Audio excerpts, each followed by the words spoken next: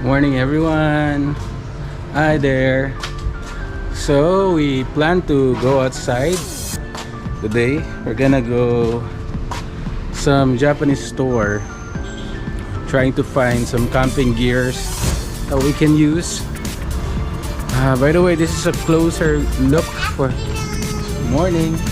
Good morning. Say good morning. Coming with us. Yeah, we're going to again to a Japanese store somewhere, trying to find the camping gear. By the way, this is our owning by Silangan Outdoor Equipment. So look at this one. We just had it installed a few days ago, and we also tried it when we go camping in Layson's Peak, Busay, or Barangay Taptap. So when you, that's a nice awning coming from Silangan Outdoor. Let's have a closer look. So this is the base of the awning, which is attached to the roof rail or rack, and this is the awning. So it's like 6 feet by 8 feet. So when you spread it out, it's really long and big. It's really okay. All right, so we're gonna go to again the Japanese store, surplus store. Hopefully we can find a camping gear that we could use, and it's very cheap. I heard about some of the camping enthusiasts were really trying to find some gadgets in surplus camping, Japanese surplus, and they found really amazing items over there. So let's try our luck today.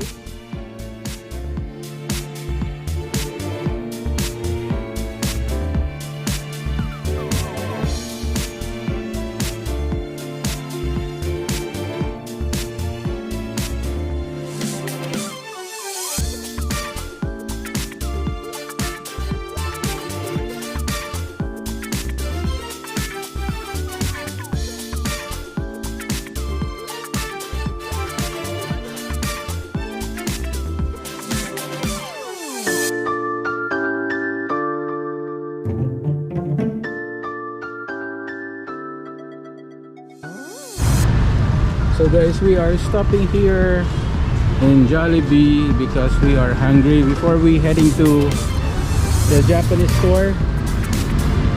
So then take a breakfast. Dayanta. Corn beef lang. Wala, ha? So guys, hi, we are staying in the car because my baby can't go inside Jollibee, so we have to eat here.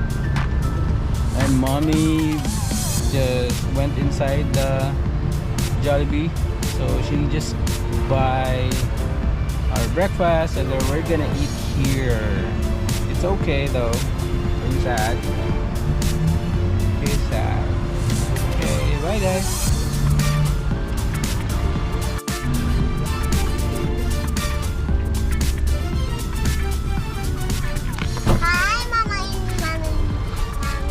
Our food is here. Let's eat our breakfast.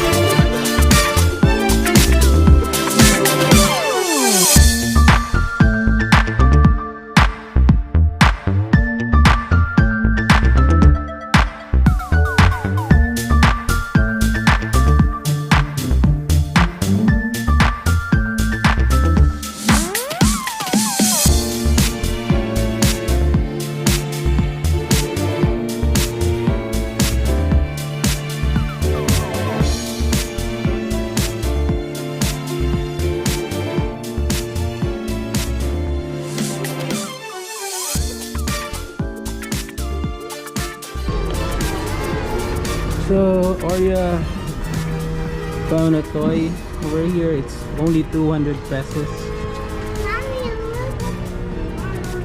So she liked it, so let's try that.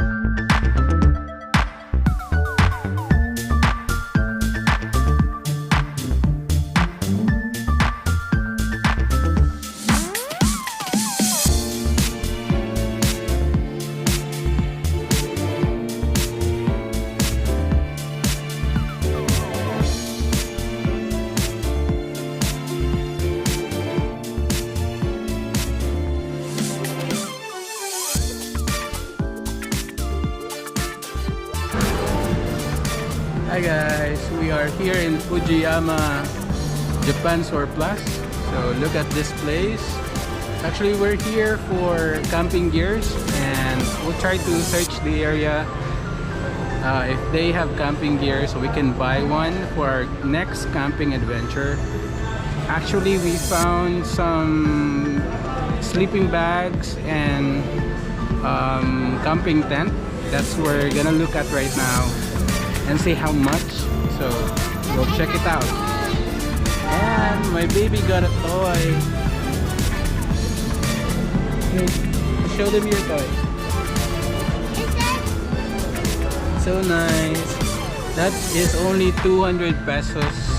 It's really worth it, and it's never been opened. It's like brand new. So this is the place.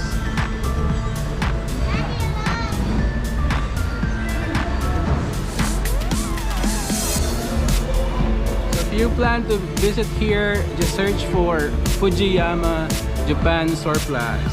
Okay guys. So guys, let's do treasure hunting. Wish we could find our camping gears.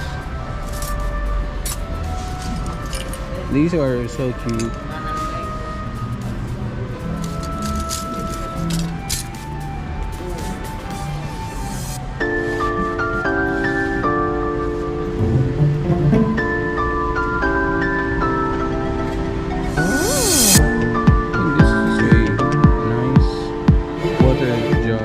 For camping. Let's check how much is this. Pila ni bay? Ani? Ano yung price sila?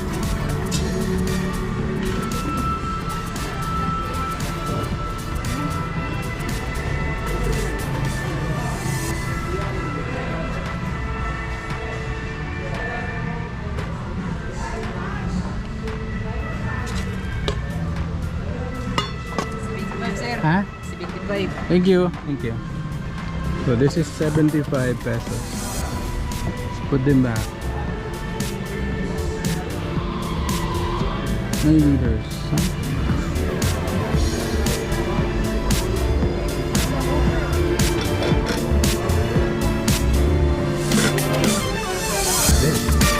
Ginny, come out. Ginny, rub. It's nice, but it's heavy, so no. Mommy, I think I like how